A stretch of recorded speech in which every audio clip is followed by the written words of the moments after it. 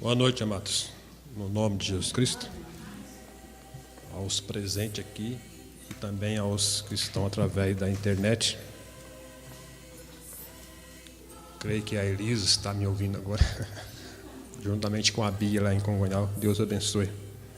E todos quantos estão nos ouvindo, que a mesma atmosfera que está caindo aqui possa também atingir cada um de vocês, não importando a distância que está deste lugar. Vamos então, irmãos, nos colocar de pé e ler a leitura que foi citada. Nós ficamos alguns dias ausentes daqui, por causa de algumas circunstâncias, mas Deus nos deu graça de voltar para cá. Como disse nosso irmão Donizete, estava meio desviado daqui. Aleluia. Aos Efésios, capítulo 1, versículo 3. Vamos pensar um pouquinho sobre isso aqui.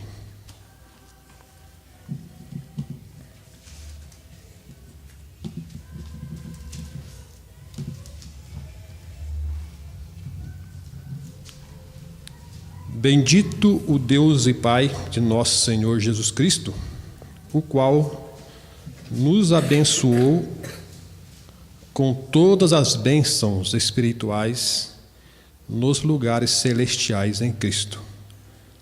Podemos até repetir. Bendito Deus e Pai de nosso Senhor Jesus Cristo, o qual nos abençoou com todas as bênçãos espirituais nos lugares celestiais em Cristo. Pai Celestial, nós temos muito que lhe agradecer, Senhor, porque são muitas bênçãos que nós temos recebido, ó Pai. Deus, o Senhor tem sido tão maravilhoso para conosco, ó Pai, tão piedoso, e a Tua palavra chega a dizer que Tu és também sofredor, Pai. O Senhor sofre quando vê nós, às vezes, agindo ao contrário da sua vontade, Pai. Mas, todavia, a sua misericórdia é a grande causa de nós não sermos consumidos, Pai. É a razão pela qual nós nos encontramos num lugar como este, Senhor. Pedimos que o Senhor nos ajude com a Tua palavra, porque a única coisa que vale para nós hoje é a Tua palavra, Senhor. Ela está acima de todos os recursos naturais, Senhor. Até mesmo da saúde, Senhor. A Tua palavra é tudo para nós, pelo qual nós muito agradecemos, Senhor. No nome de Jesus Cristo. Amém, Senhor. Amém. Pode assentar, que Deus nos abençoe. Queremos, irmãos, falar um pouquinho sobre isso. Paulo engrandece a Deus, ele exalta a Deus, porque ele abençoou. Ele abençoou o teu povo com todas as bênçãos. Então nós chega a um ponto de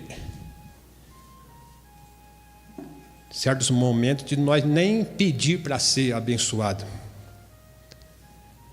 porque nós podemos ouvi-lo dizer: eu já te abençoei, eu já te dei aquilo que você precisa. E é exatamente isso que Paulo está levando nós a entender, que ele já deu para nós tudo que nós precisamos. Talvez você tenha marcado aí uma necessidade, tem em destaque uma necessidade, mas Ele já te deu isso. Ele já, se for uma enfermidade, Ele já curou. Se for uma questão difícil, um problema difícil, Ele já resolveu esse problema. Talvez você ainda não tomou posse, não encontrou com isso ainda, mas isso já foi. Tem muitos hinos que dizem assim: a bênção é sua, já está determinado, você já foi abençoado. Quando Deus fez Adão e Eva, fez Adão, depois fez a Eva, Ele deu a eles tudo o que eles precisavam. Adão não tinha necessidade de absolutamente nada. Ele não precisava ir à escola para aprender. Ele já sabia. Ele sabia sobre astrologia, sobre matemática. A Bíblia chega a dizer que era um pequeno Deus. Ele não tinha dor. Eu estava falando com os irmãos lá em Distração em domingo. No Éden, não tinha nada, absolutamente nada que incomodava eles. Eles não precisavam nem bater a mão assim para espantar aqueles mosquitinhos que incomodam, porque não tinha isso lá. Né? Então Deus deu para ele tudo que ele precisava.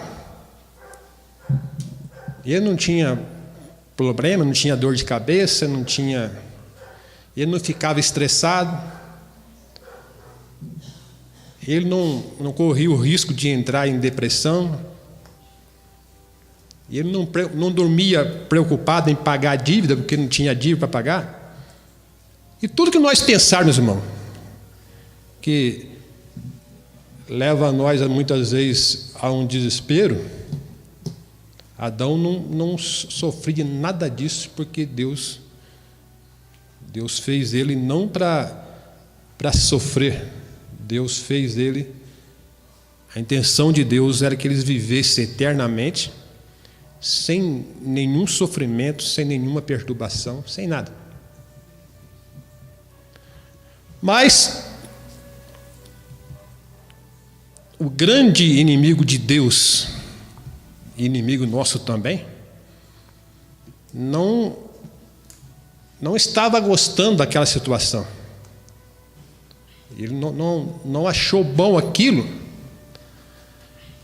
Então ele quis fazer com que Adão... Então a questão agora não é pedir para Deus abençoar nós. A questão agora é pedir para Deus ajudar que nós não percamos aquilo que nós já temos recebido. Apocalipse 3:11 diz: guarda o que tens, para que ninguém tome a tua coroa.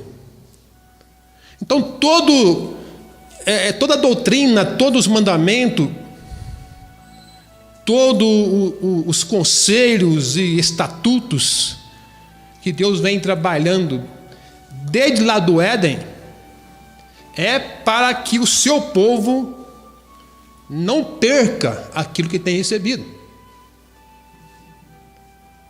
Porque através o Satanás já tinha perdido, ele já tinha caído, ele já tinha perdido a bênção dele. Todos nós sabemos disso. Ele deixou de ser Lúcifer, que é príncipe da luz, para se tornar Satanás, que é o príncipe das trevas.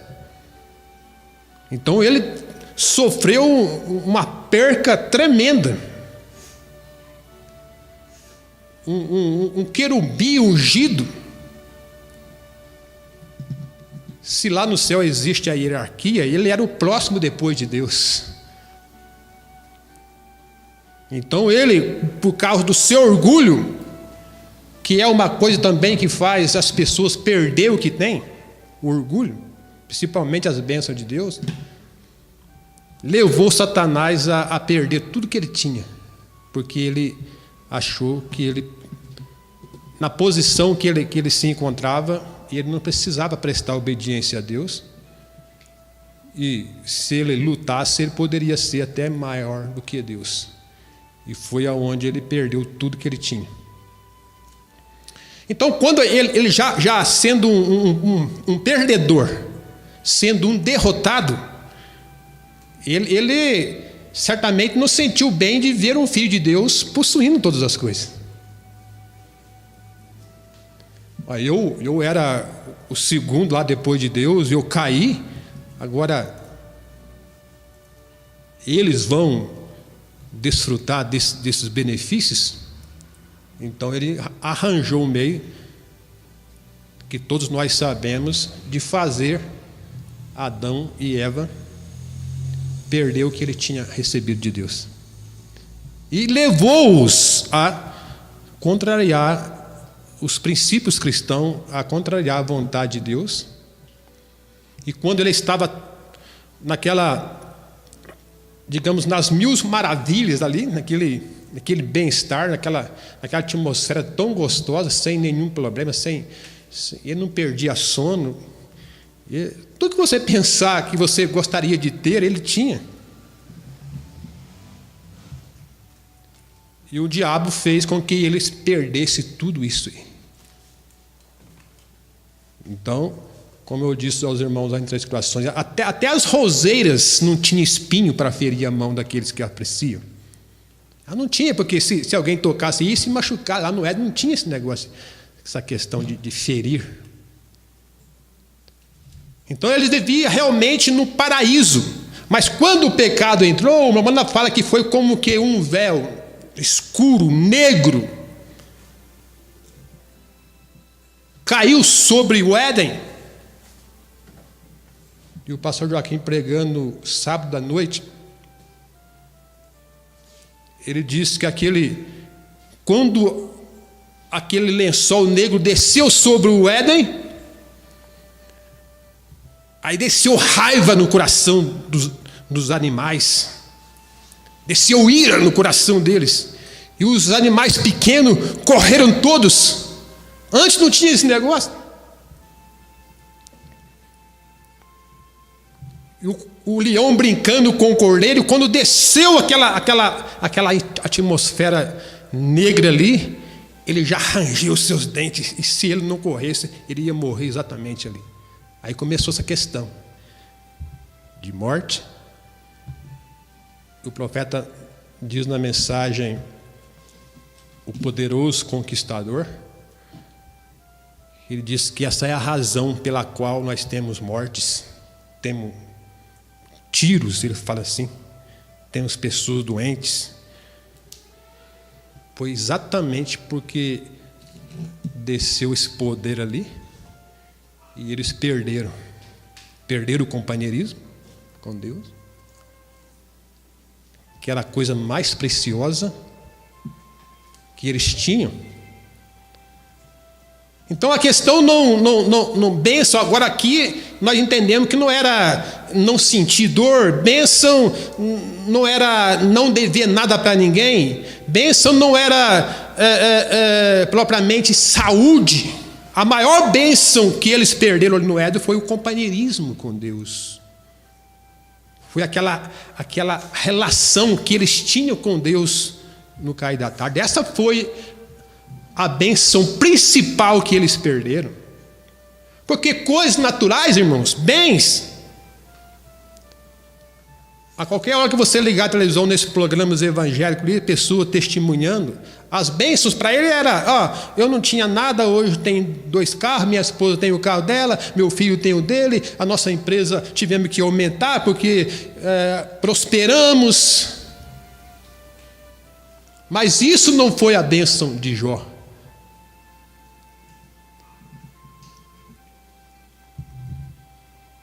A bênção de Jó, a maior bênção dele, ele conservou, ele não perdeu absolutamente nada. Porque ele perdeu, sim, os seus camelos, perderam os seus filhos, perderam os seus bois. Mas ele não perdeu o companheirismo com Deus. Aquilo não mexeu com ele, não abalou a sua fé. Então isso é bênção, irmãos. Isso é bênção para nós. É isso que significa a bênção, você ter comunhão, independente daquilo que você tem ou daquilo que você deixa de ter, você manter comunhão com Deus. Essa é a bênção que Ele te deu. Então, quando isso aconteceu, Ele disse no parágrafo 115 da mensagem Poderoso Conquistador: Satanás é o príncipe do poder dos ares, correto? Porque caíste do céu, ó Lúcifer. Ninguém podia ver a glória de Deus, ninguém podia compreender, porque o poder está acima de nós. Céu significa acima da atmosfera. Então todos os seus poderes foram fechados para a humanidade por causa do pecado. E era isso que o diabo queria. Ele queria cortar aquele relacionamento que o homem tinha com Deus, porque uma vez ele feito isso, o homem se tornava uma presa fácil. Vê as pessoas quando entram em problema, quando cometem um erro, a primeira decisão que ela toma é: vou afastar da igreja, vou sair da igreja. Era exatamente nesses momentos que ela deveria dizer: olha, eu vou firmar mais na igreja para que isso não aconteça mais comigo. Eu vou orar mais porque eu estou orando pouco. Aconteceu isso comigo porque eu estou orando pouco. Eu vou ler mais a mensagem porque isso aconteceu talvez porque eu estou lendo pouco a mensagem. Vou ler mais a Bíblia porque talvez isso aconteceu porque eu estou lendo pouco a Bíblia. Nós tínhamos que aproximar mais de Deus, mas tudo que o diabo quer é que nós afastamos.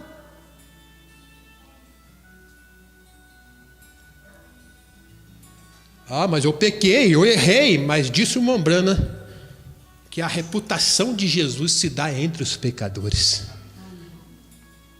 Ixi, coisa profunda. Porque a pessoa, quando é pecador e reconhece, ela entra no meio de uma multidão sem ser convidada e vai lá lavar os pés dele. Aquelas pessoas que achavam que não eram pecadores, estavam ali com uma trama, com uma estratégia para envergonhar Jesus. Mas aquela que reconhecia a pecadora, ela entrou ali e inverteu a situação. E quando eles olharam para Jesus para fazer dele um palhaço, aquela mulher tinha tirado o opróbrio dele e tinha feito dele a pessoa mais cheirosa, mais limpa daquela reunião. Amém. Quem fez isso? Uma pecadora. Mas o diabo quer fazer as pessoas pecar porque sabe que a primeira atitude que ela toma é não ir na igreja. Não vou tomar ceia porque eu fiz isso. Mas o caminho é esse: pecar, todos pecamos. Mas nós temos um sumo sacerdote a nosso favor, ao qual nós podemos chegar e confessar nossas culpas, e Ele está pronto para nos perdoar. Esse é o caminho correto. Mas o inimigo quer quebrar esse companheirismo, ele quer tirar essa relação que nós temos com o nosso Criador. Então ele desceu com aquela nuvens de demônios e cortou o relacionamento do homem com Deus. Aí Deus começou a trabalhar, enviando os seus profetas. Nós não vamos entrar em detalhe porque isso...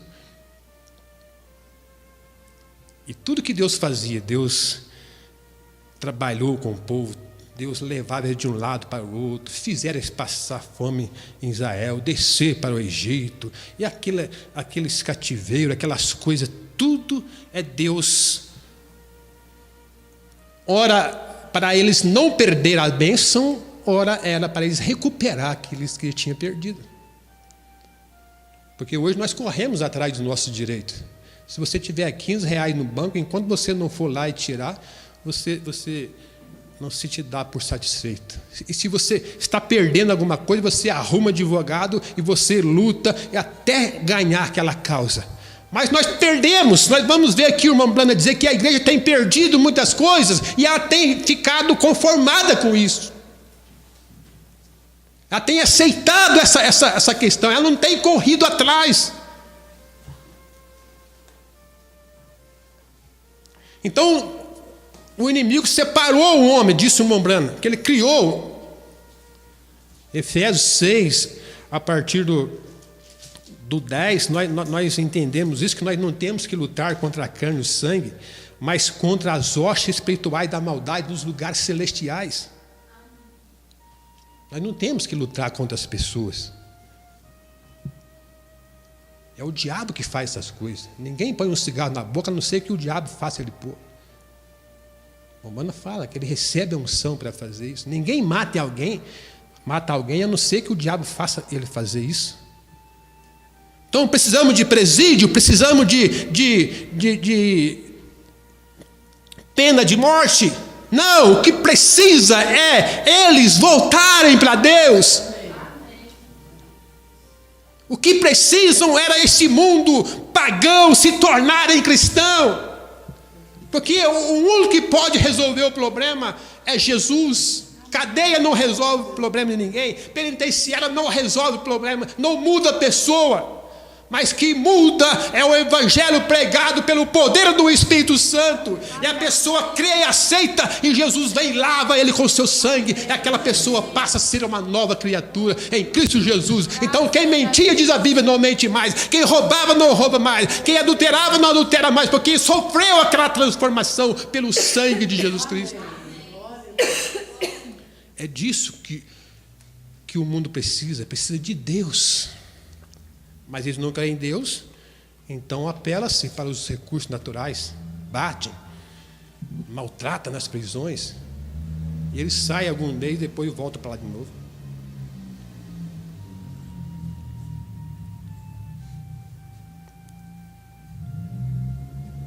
Então, irmãos, o homem ficou isolado de Deus. O homem não podia ter mais companheirismo com Deus, porque o diabo rompeu com aquilo. Deixa eu ler aqui o parágrafo 131 para nós entendermos isto. 131. Mas Deus sempre trabalhou para trazer esse companheirismo de volta. Deus não sossegou. Não, eu fiz ele para ser feliz, eu fiz ele para viver eternamente, eu fiz ele para ter saúde, então eu vou trabalhar até o fim, mesmo que eu precise me humanizar, me tornar um deles, e lá tomar o jugo sobre os meus ombros e cravar na cruz. Se for preciso de fazer isso, eu faço. E ele fez isso. Morreu por nós na cruz. E quando ele desceu ali, todos os poderes aqui que acusava não permitia que Deus, o homem, tivesse companheirismo. Isso havia sido rompido no jardim do Éden. O pecado fez a coisa. Satanás, o domínio dessa terra era de Satanás. E ela pertencia ao diabo.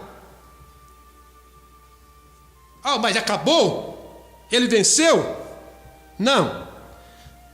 Mas quando ele chegou, o ungido sumo sacerdote, como um sumo sacerdote, Arão entrava no Santo dos Santos atrás do véu, ungido com o óleo precioso da unção, andando de um determinado modo, cantando Santo, Santo ao Senhor. Enquanto ele entrava, como um tipo de Cristo, com o sangue do Cordeiro diante de si. E se ele entrasse de algum outro modo, ele morreria. Mas Cristo, com o seu próprio sangue, como sumo sacerdote ungido com o poder de Deus, ressuscitado dos mortos, derrubou o domínio de Satanás. E quando ele derrubou o domínio, ele foi ao céu dos céus. Ele estava vindo do mais baixo da terra e foi recebido no céu. Deus colocou em um pináculo, de modo que ele teve que olhar para baixo para ver o céu. Amém. Não é de se admirar que ele seja o grande conquistador. Assim ele está do outro lado hoje, no domínio para sempre e sempre.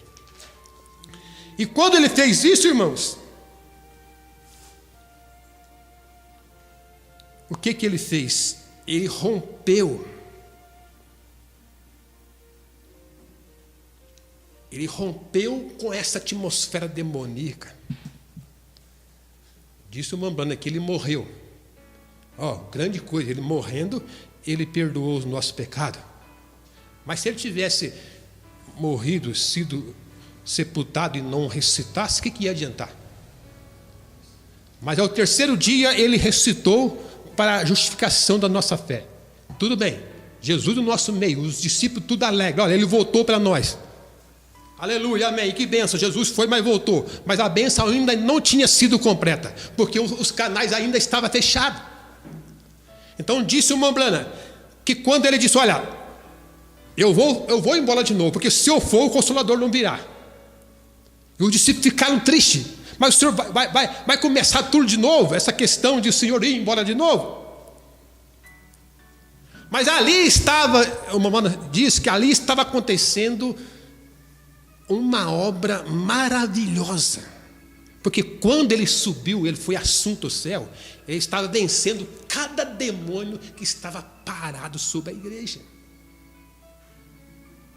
Ele quebrou aquela atmosfera pesada. Ele abriu, disse o Mambrana, o canal foi aberto. Então aquilo que o homem tinha perdido lá no Éden, através da subida de Cristo, ele teve aquilo de volta, aquele privilégio de volta. Lembra-se de Estevão, quando ele estava morrendo?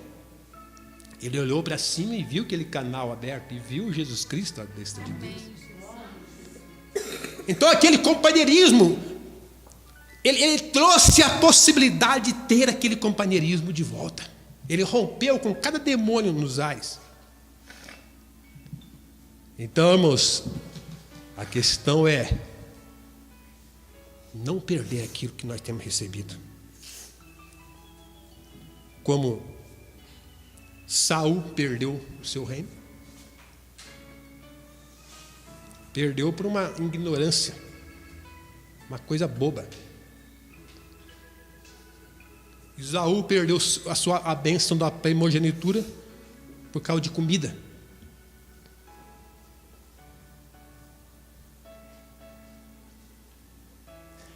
E vê que ele nunca pediu a primogenitura, ele já nasceu com aquilo lá.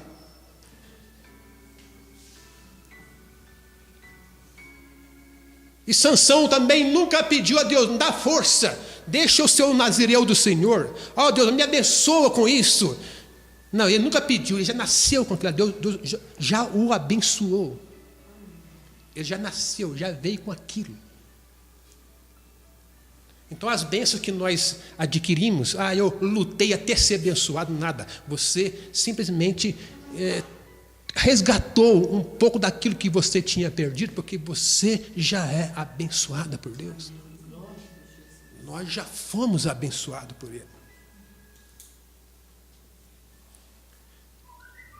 Sansão, muito parecido com a igreja, começou correto. Agora falando aqui da igreja. Jesus rompeu aquela barreira, deu o direito da igreja ter companheirismo com Deus novamente. Então ele diz, fazendo um paralelo de Sansão com a igreja, muito parecido. Ele começou na direção correta. Ele iniciou e foi chamado um poderoso homem de valor. Ele já nasceu com aquilo. Ele não lutou para alcançar aquilo. Ele não orou para Deus abençoar ele. Já nasceu aquilo lá. Você vai ser um nazireu. Porém, ele começou servindo. Ele foi chamado um poderoso homem de Deus, porém ele começou servindo o Senhor, em guardar suas palavras e cumprir seus mandamentos. Tudo bem. Ele foi como a igreja, ela começou como nós diríamos, como a expressão do mundo, começou com o pé direito. Começou a guardar os mandamentos do Senhor, e enquanto Sansão seguia o Senhor usava Sansão. Pois Deus pode guardar qualquer pessoa e usar qualquer pessoa que o segue. Pois este é o negócio de Deus. Porém, quando Deus não pode nos usar mais, ou seja, porém,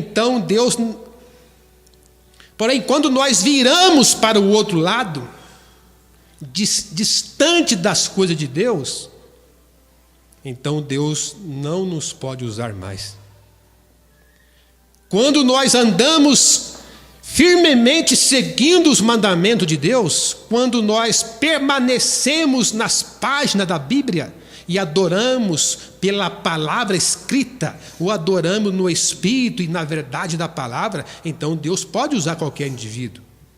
Porém, quando eles tomam uma ideia para se desviar após alguma outra coisa, então Deus não pode usar mais aquela pessoa. Desta forma, Sansão fez uma saliente representação da igreja de hoje. Quando a igreja começou, Deus podia usar a igreja, pois a igreja andava diligentemente após os mandamentos do Senhor, guardava todos os seus juízos e seus estatutos e cumpria todos os seus mandamentos, e Deus estava com a igreja. Porém, parece que há um certo lugar enfraquecido entre a igreja. Então Deus abriu aquele canal e a sua igreja ficou ali meio que na expectativa. Ele disse: olha, vocês vão para o cenáculo, vocês ficam lá até que do alto seja revestido, agora em Atos. E eles subiram todos para lá. E muitas pessoas, quando ouviram ele dizer que ele seria o cheio de poder, subiram para lá. A casa ficou cheia de pessoas, porque todos queriam poder. Quem é que não quer poder? Aí no segundo ou terceiro dia, um grupo disse: acho que eu já recebi, eu senti um arrepio aqui, eu vou embora. E Pedro olhava para João, para o discípulo, e disse: não é isso não, não é arrepios não, não é emoção não é essa sensação de calafrio que é a presença dele, não. Mas um grande grupo já saiu. No segundo, ou terceiro, ou quarto, ou quinto dia, mais um grupo disse: eu acho que agora sim, agora é ele, eu já tenho. E saiu e ia embora. Mas os discípulos olhavam para o outro e disseram: não é isso não. Mas eu já estou profetizando, eu já estou colocando as mãos sobre os enfermos, já estou curando. Já estou pregando bonito, já estou cantando bonito, eu já tenho, eu vou embora. Pedro disse: não é isso não. Eu já tenho a ciência, eu já tenho a sabedoria, eu já posso ser um doutor, eu já recebi o Espírito. Pedro disse: olha, não é isso não.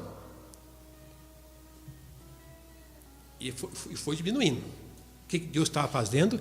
Deus estava apurando a sua igreja, não é? Vai batendo leite até ficar o puro ali, ó. Aquela espuma, aquelas coisas, vai saindo tudo, vai tudo embora. E quando ficou ali só os genuínos, os predestinados, os eleitos, que mereciam aquela bênção pentecostal, então aconteceu. Ele desceu, ele veio. Agora, o que foi a bênção ali? Muitos os pentecostais responderiam para mim: foi o falar de línguas. Não foi a bênção ali, não foi o falar de línguas. Eu recebi o Espírito Santo porque eu falei em língua estranha. Não é isso não é a bênção de Deus, não. A primeira bênção que eles receberam e logo perderam foi aquela convicção, aquela resposta à pergunta que fizeram a ele: varões e irmãos, que faremos para ser salvos? A primeira bênção, a bênção grandiosa, a bênção salvadora, a bênção remidora que tinha descido no coração dele era essa: arrependei-vos e cada um de vós seja batizado no nome de Jesus Cristo para o perdão dos pecados, aí vocês vão receber o Espírito Santo. A bênção era essa. E quem recebeu a bênção foi batizado no nome do Senhor Jesus Cristo. E os que falavam em língua foi para esse lado, os que profetizavam foi para esse lado, mas quem recebeu a verdadeira bênção mesmo, eles foram batizados no nome do Senhor Jesus Cristo. Aí Deus podia. Deus começou, como diz o irmão Banel, a igreja começou bem. Os apóstolos passavam, a sombra dele curava os enfermos. Que coisa. Eles iam preso, o anjo ia lá pessoalmente. O que mudou, irmãos? Olha a situação da igreja.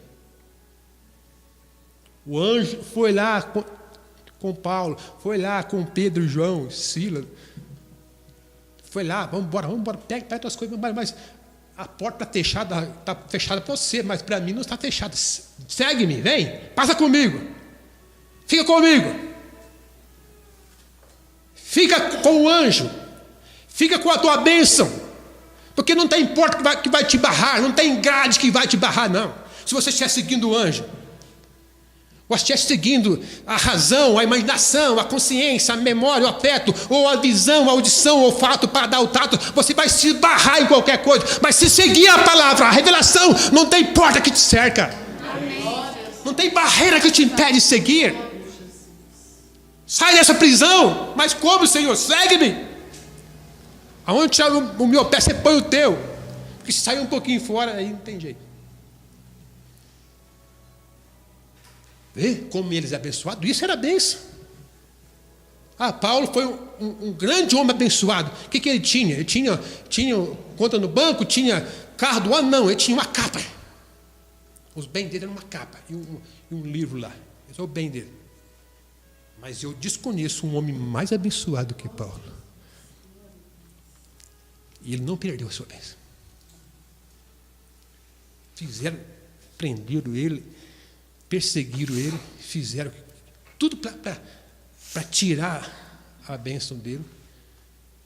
E ele não perdeu. Os eleitos não perdem. Não perdem as bênçãos. Desta forma, Sansão fez uma saliente representação da igreja de hoje. Quando a igreja começou, Deus podia usar essa igreja. Já li isso aqui. Mas ele diz, parece que há um ponto enfraquecido em algum lugar na igreja. Lembre-se que nós não estamos aqui num piquenique, porém nós estamos em um campo de batalha. Muitas pessoas somente pensam que quando elas se tornam cristão, que isso é tudo que eles necessitam fazer. Que isso resolve o assunto para sempre, contando que eles sejam cristãos e que todas as coisas virão facilmente.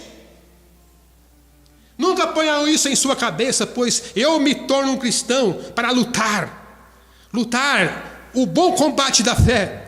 Eu me torno um cristão para entrar na linha da batalha. Nós somos soldados cristãos e nós temos que ser treinados e criados e conhecer todas as técnicas do inimigo para saber como nos fortificar, para saber como lutar o combate.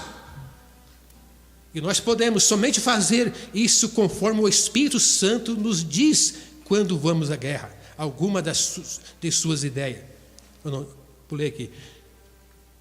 Somente fazer isso conforme o Espírito Santo nos revela. Nós não podemos tomar o que alguma outra nação nos diz quando nós vamos à guerra, alguma de suas ideias. Porém, nós temos que tomar nossas próprias ideias da maneira que o Espírito Santo nos dirigiria e que ideias Ele nos daria, porque Ele é o generalíssimo do exército cristão. Amém. Irmãos, então, a maior bênção que nós precisamos ter agora é o rápido. Nada mais significa, nada mais adianta.